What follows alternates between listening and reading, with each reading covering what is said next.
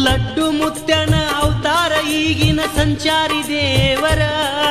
ನಮಸ್ಕಾರ ವೀಕ್ಷಕರೇ, ನಾನು ನಿಮ್ಮ ರಾಕೇಶ್ ಆರುಂಡಿ. ಉತ್ತರ ಕರ್ನಾಟಕದ ದೇವಮಾನವರು ಎಂದೇ ಹೆಸರಾದಂಥ ಮಲ್ಲಿಕಾರ್ಜುನ ಮುತ್ಯ ಹಾಗೂ ತಿರುಗ್ತಾ ಇರೋ ಫ್ಯಾನನ್ನು ಹಿಡಿದು ನಿಲ್ಲಿಸಿ ಸಿಕ್ಕಾಪಟ್ಟೆ ವೈರಲ್ ಆದಂಥ ಲಡ್ಡು ಮುತ್ಯ, ಈ ಇಬ್ಬರು ಸೋಷಿಯಲ್ ಮೀಡಿಯಾಗಳಲ್ಲಿ ಸಿಕ್ಕಾಪಟ್ಟೆ ಟ್ರೆಂಡ್ ಕ್ರಿಯೇಟ್ ಮಾಡಿದ್ದಾರೆ. ಬಯಲುಸೀಮೆಯ ಮಂದಿಗೆ ಇವರು ದೇವರಂತೆ ಕಂಡರೂ ಕೂಡ ಕೆಲವು ನಾಸ್ತಿಕರ ಪಾಲಿಗೆ ಇವರು ತಮಾಷೆಯ ವಸ್ತುವಾಗಿ ಬಿಟ್ಟಿದ್ದಾರೆ. ಸ್ವಚ್ಛ ಮನಸ್ಸಿನ ಉತ್ತರ ಕರ್ನಾಟಕದ ಜನರ ಪಾಲಿಗೆ ಇವರನ್ನು ಕಂಡ್ರೆ ಅಪಾರವಾದಂಥ ಭಕ್ತಿ ಪ್ರೇಮ ಅನ್ನೋದು ನಿಮಗೆಲ್ರಿಗೂ ಕೂಡ ಗೊತ್ತಿರೋ ವಿಚಾರ. ಲಡ್ಡು ಮುತ್ಯ ಅನ್ನೋ ಮಠವನ್ನು ನೀವು ಬಾಗಲಕೋಟೆ ವಿಜಯಪುರದ ಸಮೀಪ ನೋಡಬಹುದು.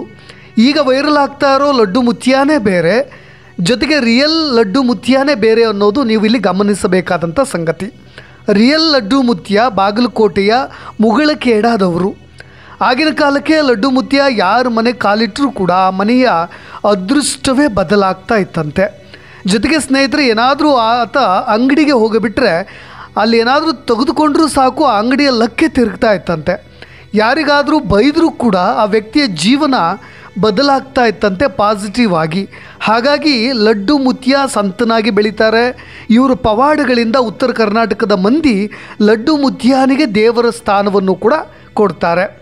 ಅದೇ ಬಾಗಲಕೋಟೆಯಲ್ಲಿ ಮತ್ತೊಬ್ಬ ವ್ಯಕ್ತಿ ಇದೀಗ ತಿರುಗುವ ಫ್ಯಾನನ್ನು ಹಿಡಿದು ನಿಲ್ಲಿಸಿ ಅಲ್ಲಿನ ಭಕ್ತರ ಗಮನವನ್ನು ಸೆಳೆದು ಬಿಟ್ಟಿದ್ದಾರೆ. ಅದು ಯಾವ ಮಟ್ಟಿಗೆ ಅಂದರೆ, ಇಡೀ ಇಂಡಿಯಾದಲ್ಲಿ ಎಲ್ಲರೂ ಕೂಡ ಆ ರೀಲ್ಸನ್ನು ಕಾಪಿ ಮಾಡಿ ಮತ್ತು ಅದನ್ನೇ ಪೇಸ್ಟ್ ಮಾಡಿ ಜೊತೆಗೆ ಅವ್ರದ್ದೇ ಆದಂಥ ಸೋಷಿಯಲ್ ಪ್ಲ್ಯಾಟ್ಫಾರ್ಮ್ಸ್ಗಳಲ್ಲಿ ಅಪ್ಲೋಡ್ ಮಾಡ್ತಾ ಇದ್ದಾರೆ.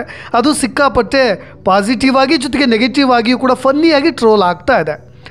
ಈಗ ಅವರು ವಿಡಿಯೋಗೆ ಅವ್ರು ಮಾಡಿರ್ತಕ್ಕಂಥ ಫ್ಯಾನನ್ನು ಹಿಡಿದು ನಿಲ್ಲಿಸುವ ವಿಡಿಯೋ ಏನಿದೆಯಲ್ಲ ಅದೆಲ್ಲವನ್ನು ಕೂಡ ನೀವೀಗ ಲಡ್ಡು ಮುತ್ಯ ಅಂತ ಭಾವಿಸಿದ್ದೀರಿ. ಆದರೆ ಸ್ನೇಹಿತರೆ, ನಿಮಗೆ ಗೊತ್ತಿರಲಿ, ಅವರ ವಿಡಿಯೋಗೆ ಲಡ್ಡು ಮುತ್ಯ ಅಂತ ಆಗಿನ ಕಾಲಕ್ಕೆ ಸಂತನಾಗಿದ್ದಂಥ ಆ ದೇವರ ಹಾಡನ್ನು ಸೇರಿಸಿ ವೈರಲ್ ಮಾಡಿದ್ದಾರೆ. ಇದೀಗ ಅದೇ ಹಾಡನ್ನು ಎಲ್ಲರೂ ಕೂಡ ಲಡ್ಡು ಮುತ್ಯ ಅಂದರೆ ಇವರೇ ಅಂತ ಅಂದುಕೊಂಡಿದ್ದಾರೆ. ಸ್ನೇಹಿತರೆ, ಈಗ ವೈರಲ್ ಆಗ್ತಿರೋ ವ್ಯಕ್ತಿಯೂ ಕೂಡ ಅನೇಕ ಪವಾಡಗಳನ್ನು ಮಾಡ್ತಾರಂತೆ. ಅಂದರೆ ನೀವೆಲ್ಲ ಈಗ ನೋಡ್ತಿರಲ್ಲ, ಸ್ವಲ್ಪ ದೇಹದಲ್ಲಿ ಸ್ವಾಧೀನ ಕಳೆದುಕೊಂಡಂತೆ ಕಾಣ್ತಾರಲ್ವ, ಆ ಫ್ಯಾನನ್ನು ಹಿಡಿದು ನಿಲ್ಲಿಸ್ತಾರಲ್ಲ, ಅವರು ಕೂಡ ಅನೇಕ ಪವಾಡಗಳನ್ನು ಮಾಡ್ತಾರಂತೆ. ಅವರ ನಿಖರ ಹೆಸರು ಇನ್ನೂ ಕೂಡ ತಿಳಿದು ಬಂದಿಲ್ಲ.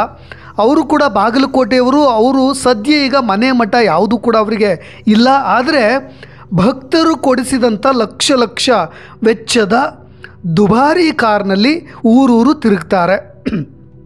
ಜೊತೆಗೆ ಸ್ನೇಹಿತರೆ, ಮನೆಯ ಪೂಜೆ ಹಬ್ಬ ಹರಿದಿನಗಳಲ್ಲಿ ಅತಿಥಿಯಾಗಿ ಬಂದು ಹರಸಿ ಹೋಗ್ತಾರೆ.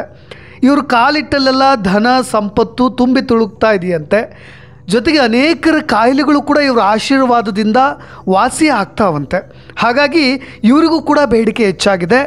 ಜೊತೆಗೆ ಫ್ಯಾನ್ ಹಿಡಿದು ನಿಲ್ಲಿಸಿ ವಿಭೂತಿ ಬಳಿದು ಹಣೆಗೆ ವಿಭೂತಿಯನ್ನು ಹಚ್ಚೋದು ಇವರ ನಂಬಿಕೆಗಳಲ್ಲಿ ಒಂದು. ಜೊತೆಗೆ ಅದನ್ನು ನೀವು ವಿಡಿಯೋಗಳಲ್ಲೂ ಕೂಡ ನೋಡಿರ್ತೀರ. ಲಡ್ಡು ಮುತ್ಯಾರಿಗೆ ಅಲ್ಲಿನ ಬಾಗಲಕೋಟೆಯ ಸುತ್ತಮುತ್ತಲಿನ ಜನ ಅಜ್ಜಾರು ಅಂತಲೂ ಕರೀತಾರೆ. ಅಂದರೆ ಲಡ್ಡು ಮುತ್ಯ ಅಜ್ಜಾರು ಅಂತಲೂ ಕೂಡ ಕರೀತಾರೆ. ಅವರ ಪವಾಡಗಳನ್ನು ನೋಡಿದರೆ ನಮಗೆ ಮೈ ಜುಮ್ ಅನ್ನುತ್ತೆ ಅಂತಲೂ ಕೂಡ ಅಲ್ಲಿನ ಜನ ನಂಬ್ತಾರೆ. ಲಡ್ಡು ಮುತ್ಯ ಸದ್ಯ ಈಗ ಮಹಾರಾಷ್ಟ್ರದಲ್ಲೆಲ್ಲೋ ಇರ್ತಾರೆ ಅಂತಲೂ ಕೂಡ ಕೆಲವೊಂದು ಮಾಹಿತಿಗಳು ಕೂಡ ತಿಳಿದು ಬರುತ್ತೆ. ಆಗೀಗ ಅವರಿವರ ಮನೆಗಳಲ್ಲಿ ಏನಾದರೂ ಧಾರ್ಮಿಕ ಸಭೆ ಸಮಾರಂಭಗಳಿದ್ದರೆ ಅಲ್ಲಿಗೆ ಬರ್ತಾರೆ. ಲಡ್ಡು ಮುತ್ಯಾರಿಗೆ ದೇಹ ಸ್ವಾಧೀನವಿಲ್ಲ ಅನ್ನೋದನ್ನು ನೀವು ಕೂಡ ವಿಡಿಯೋಗಳಲ್ಲಿ ನೋಡಿದ್ದೀರಾ. ಜೊತೆಗೆ ಯಾರು ದುಡ್ಡು ಕೊಟ್ಟರೂ ಕೂಡ ಇದೇ ಲಡ್ಡು ಮುತ್ಯ ಅಂತ ಹೆಸರಿಂದ ಜನಪ್ರಿಯರಾದಂಥ ವ್ಯಕ್ತಿ ತೆಗೆದುಕೊಳ್ಳೋದಿಲ್ಲ. ಜೊತೆಗೆ ಲಡ್ಡು ಮುತ್ಯ ಅಲ್ಲಿನ ಜನರ ಪಾಲಿಗೆ ಇದೀಗಲೂ ಕೂಡ ದೇವರಾಗಿ ಬಿಟ್ಟಿದ್ದಾರೆ. ಯಾರಿಗೆಲ್ಲ ಅವರು ಬೈತಾ ಇದ್ರೋ ಹೊಡಿತಾ ಇದ್ರೋ ಅವ್ರಿಗೆಲ್ಲ ಒಳ್ಳೆಯದೇ ಆಗ್ತಾ ಇತ್ತಂತೆ. ಅಂದರೆ ಆಗಿನ ಕಾಲಕ್ಕೆ ಸಂತನಾಗಿದ್ದಂಥ ಲಡ್ಡು ಮುತ್ಯ ಅವರು ಯಾರಿಗೆ ಬೈದರೂ ಕೂಡ ಹೊಡೆದರೂ ಕೂಡ ಅದು ಒಳ್ಳೆಯದೇ ಆಗ್ತಾ ಇತ್ತಂತೆ. ಹಾಗಾಗಿ ಅಲ್ಲೆಲ್ಲ ಬಾಗಲಕೋಟೆಯ ಸುತ್ತಮುತ್ತ ಲಡ್ಡು ಮುತ್ಯ ಅವರ ದೇವಸ್ಥಾನಗಳು ಕೂಡ ಹೆಚ್ಚಾಗಿ ಕಾಣಿಸ್ಕೊಳ್ಳಿಕ್ಕೆ ಶುರುವಾದವು. ಕೆಲವರ ವ್ಯಾಪಾರ ವಹಿವಾಟು ಕೂಡ ಈ ಥರದ ಮುತ್ಯಾರನ್ನು ಮನೆಗೆ ಕರೆಸೋ ನಂತರವಾಗಿ ಹೆಚ್ಚಾಗ್ತಾ ಹೋಯ್ತಂತೆ, ಹಣಕಾಸಿನ ವಹಿವಾಟು ಕೂಡ. ಇನ್ನು ಕೆಲವರು ಆಗರ್ಭ ಶ್ರೀಮಂತರಾಗ್ತಾರೆ, ರಾಜಕೀಯ ರಂಗದಲ್ಲಿ ಉನ್ನತ ಹುದ್ದೆಯನ್ನು ಅಲಂಕರಿಸ್ತಾರೆ. ಜನರೆಲ್ಲರೂ ಅವರ ಬೈಗುಳಕ್ಕಾಗಿ ಸಾಲಾಗಿ ನಿಂತು ಗಂಟೆಗಟ್ಟಲೆ ಆಗಿನ ಕಾಲಕ್ಕೆ ಕಾಯ್ತಾ ಇದ್ರಂತೆ. ಹಾಗಾಗಿ ಅವರ ಬೈಗುಳದ ಶಬ್ದಗಳೇ ಪ್ರಸಾದವಾಗಿ ಅಲ್ಲಿನ ಜನರು ಕೂಡ ಭಾವಿಸ್ತಾರೆ. ಇದೀಗ ಆ ಲಡ್ಡು ಮುತ್ಯ ಅನ್ನೋ ಅನ್ವರ್ಥ ನಾಮಾಂಕಿತವನ್ನೇ ಹೊತ್ತುಕೊಂಡು ಈಗ ಇನ್ನೊಬ್ಬ ಲಡ್ಡು ಮುತ್ಯ ಅನ್ನೋರು ಜನಪ್ರಿಯರಾಗಿರೋದು, ಅದು ಈಗ ಫ್ಯಾನನ್ನು ಹಿಡಿದು ನಿಲ್ಲಿಸುವ ವ್ಯಕ್ತಿ ಅನ್ನೋದನ್ನ ನೀವು ಕೂಡ ಗಮನಿಸಬಹುದು. ಜೊತೆಗೆ ಸ್ನೇಹಿತರೆ, ಉತ್ತರ ಕರ್ನಾಟಕದ ಮಂದಿ ಎಷ್ಟು ದೇವರನ್ನು ನಂಬ್ತಾರೆ, ಜೊತೆಗೆ ಈ ದೇವಮಾನವರ ಮೇಲೆ ಎಷ್ಟು ನಂಬಿಕೆಯನ್ನು ಇಡ್ತಾರೆ ಅನ್ನೋದಕ್ಕೆ ಇನ್ನೊಬ್ಬ ಪವಾಡ ಪುರುಷನಾದಂಥ ಮಲ್ಲಿಕಾರ್ಜುನ ಮುತ್ಯ ಅನ್ನೋ ಚಿಕ್ಕ ವಯಸ್ಸಿನ ವ್ಯಕ್ತಿ ಕೂಡ ಜನಪ್ರಿಯತೆಯನ್ನು ಪಡೆದಿದ್ದಾರೆ. ಆ ವ್ಯಕ್ತಿಯ ಬಗ್ಗೆಯೂ ಕೂಡ ಹೇಳಲೇಬೇಕು. ಕಳೆದ 2 ವರ್ಷಗಳಿಂದ ಸೋಷಿಯಲ್ ಮೀಡಿಯಾಗಳಲ್ಲಿ ಅವರ ವೀಡಿಯೋಸ್ಗಳು ತುಂಬ ವೈರಲ್ ಆಗ್ತಾ ಇರುತ್ತೆ. ಮಾಮೂಲಿಯಾಗಿ ಓಡಾಡಿಕೊಂಡು ಅದೇ ಟೀ ಶರ್ಟು, ಅದೇ ಶರ್ಟು, ಮಾಮೂಲಿ ಪಂಚೆಯನ್ನು ಕಟ್ಕೊಂಡು ಜನರ ಮಧ್ಯೆಯೇ ಬೆರೀತಾ, ಜೊತೆಗೆ ಆತ ಬಂದರೆ ಎಷ್ಟು ಕ್ರೇಜ್ ಅಂದರೆ ಜನರೆಲ್ಲರೂ ಕೂಡ ಆತನ ಕಾಲಿಗೆ ಬೀಳ್ತಾರೆ. ಕೇವಲ 25ರಿಂದ 26 ವರ್ಷದ ಒಬ್ಬ ಯುವಕನಿಗೆ ಸಿಕ್ಕಿರೋ ಪಾಪ್ಯುಲಾರಿಟಿ ಇದು. ಜೊತೆಗೆ ಆತನಿಗೆ ಇರೋ ಜನರ ಬೆಂಬಲ, ಆತನ ಮ್ಯಾನರಿಸಮ್, ಜೊತೆಗೆ ಜನರು ಆತನಿಗೆ ತೋರಿಸೋ ಭಕ್ತಿ, ಗೌರವ, ಇದನ್ನೆಲ್ಲವನ್ನೂ ನೋಡ್ತಾ ಇದ್ದರೆ ವಾ ಅನಿಸ್ಬಿಡುತ್ತೆ. ನಾವೆಲ್ಲರೂ ಕೂಡ ಅಬ್ಬಬ್ಬಾ ಈ ವ್ಯಕ್ತಿ ಏನು ಮಾಡಿರ್ಬೋದು ಅಂತ ಅನಿಸ್ಬಿಡುತ್ತೆ. ಆದರೆ ಬಹಳಷ್ಟು ಈ ಸ್ವಾಮೀಜಿಗಳು, ಗುರುಗಳು ಇದ್ದ ಹಾಗೆ ಗಡ್ಡವನ್ನೇನೂ ಆತ ಬಿಟ್ಟಿಲ್ಲ.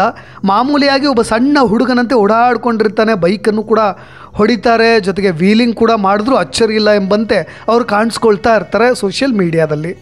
ಮೂಲತಃ ಇವರು ಯಾದಗಿರಿ ಜಿಲ್ಲೆಯ ಶಹಾಪುರದ ಮೊಹಲ್ಲಾ ರೋಜಾ ಅನ್ನೋ ಒಂದು ಚಿಕ್ಕ ಊರಿಂದ ಬಂದಂಥ ಮಲ್ಲಿಕಾರ್ಜುನ ಮುತ್ಯ ಈಗ ಸಿಕ್ಕಾಪಟ್ಟೆ ಜನಪ್ರಿಯತೆಯನ್ನು ಪಡೆದಿದ್ದಾರೆ. ಅದು ಕೂಡ ಉತ್ತರ ಕರ್ನಾಟಕದ ಜನರಿಗೆ ಮಲ್ಲಿಕಾರ್ಜುನ ಮುತ್ಯ ಅನ್ನೋ ಹೆಸರು ಕೇಳಿದ್ರೆ ಒಂದಿಷ್ಟು ರೋಮಾಂಚನವಾಗಿಬಿಡುತ್ತಂತೆ. ಹಾಗಾಗಿ ಅಲ್ಲಿನ ಜನರು ನಡೆದಾಡೋ ದೇವರು ಅಂತಲೇ ಅವ್ರನ್ನೆಲ್ಲರೂ ಕೂಡ ನಂಬ್ತಾರೆ. ಜೊತೆಗೆ ಅವರ ಪ್ರೀತಿ, ಗೌರವ, ಅಕ್ಕರೆ ಎಲ್ಲವನ್ನೂ ನೋಡಿದಾಗ ಈ 25ರ ಆಸುಪಾಸಿನ ಯುವಕನಿಗೆ ಇಷ್ಟೊಂದು ಗೌರವ ಸಿಕ್ಕಿಬಿಟ್ಟಿದೆಯಲ್ಲ ಅಂತ ಅನಿಸ್ಬಿಡುತ್ತೆ. ಅದಕ್ಕೆ ನಾವು ಕಾರಣವನ್ನು ಕೂಡ ಹುಡುಕ್ತಾ ಹೋದರೆ ಒಂದಿಷ್ಟು ಮಾಹಿತಿಗಳನ್ನು ಕೂಡ ನಾನು ಹೇಳಲೇಬೇಕು. ಮಲ್ಲಿಕಾರ್ಜುನ ಮುತ್ಯ ಅವರ ತಂದೆ ಹನುಮಂತರಾಯ ಮುತ್ಯ ಅಂತ.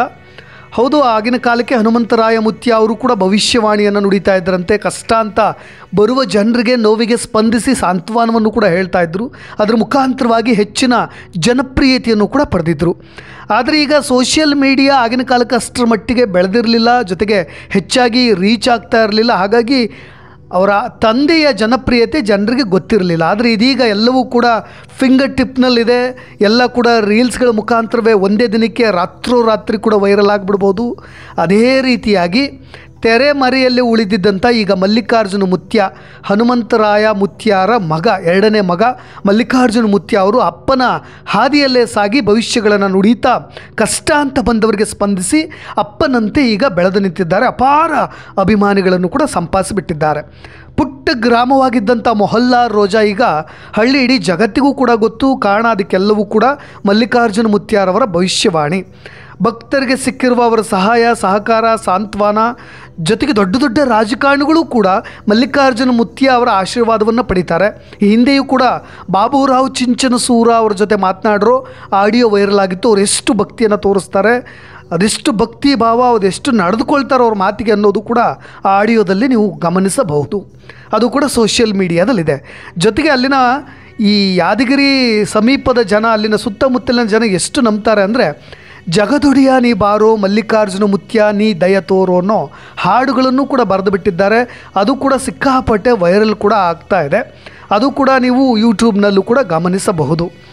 ಈ ಮಠ, ಈ ಮಲ್ಲಿಕಾರ್ಜುನ ಮುತ್ಯಾರವರಿಗೆ ಸಂಬಂಧಪಟ್ಟ ಮಠವೂ ಕೂಡ ಇದೆ. ಆ ಮಠದ ಮತ್ತೊಂದು ವಿಶೇಷ ಅಂದರೆ ಹಗಲು ರಾತ್ರಿ ಅನ್ನೋದೇ ಅಲ್ಲಿಗೆ ಬರೋ ಭಕ್ತರಿಗೆ ಊಟದ ವ್ಯವಸ್ಥೆ ಇರುತ್ತೆ. ಅದು ಕೂಡ ಮಲ್ಲಿಕಾರ್ಜುನ ಮುತ್ಯ ಯಾವ ಮಟ್ಟಕ್ಕೆ ಬೆಳೆದಿದ್ದಾರೆ ಅನ್ನೋದಕ್ಕೆ ಒಂದು ಸಾಕ್ಷ್ಯವಾಗಿ ನಿಲ್ಲುತ್ತೆ. ಒಟ್ಟಿನಲ್ಲಿ ನಾವೆಲ್ಲರೂ ಕೂಡ ಈ ಬೆಂಗಳೂರಿನ ಜನತೆ, ಜೊತೆಗೆ ಬಹಳಷ್ಟು ನಾಸ್ತಿಕರು ಈ ಜನ ಮರಳೋ ಜಾತ್ರೆ ಮರಳೋ ಗೊತ್ತಿಲ್ಲ, ಆದರೆ ಸಿಕ್ಕ ಅವಕಾಶವನ್ನು ಬಳಸ್ಕೊಂಡು ಬಹಳಷ್ಟು ಜನ ಏಣಿಯನ್ನು ಏರ್ಬಿಡ್ತಾರೆ. ಅದಾದ ನಂತರ ಅವರ ಒಂದೊಂದೇ ಹಗರಣಗಳು ಕೂಡ ಬಯಲಿಗೆ ಬರಲಿಕ್ಕೆ ಶುರುವಾಗುತ್ತೆ ಅನ್ನೋ ಟೀಕೆ ಎಲ್ಲವನ್ನೂ ಕೂಡ ಮಾಡ್ತಾರೆ. ಆದರೆ ಮುಕ್ತ ಜನರ ಭಕ್ತಿ ಯಾವ ಮಟ್ಟಿಗಿರುತ್ತೆ ಅನ್ನೋದನ್ನು ಕೂಡ ಇಲ್ಲಿ ನಾವು ಗಮನಿಸಬೇಕು. ನಂಬಿಕೆಯೇ ದೇವರು ಅನ್ನೋ ಮಾತಿದೆ. ಹಾಗೆ ಉತ್ತರ ಕರ್ನಾಟಕದ ಜನರು ನಂಬಿಕೆಯ ಆಧಾರದ ಮೇಲೆ ಬದುಕ್ತಾ ಇರೋದು. ಹಾಗಾಗಿ ಅಲ್ಲಿ ಒಂದಿಷ್ಟು ಮೌಲ್ಯಗಳನ್ನು ಕೂಡ ನಾವು ಕಾಣಬಹುದು.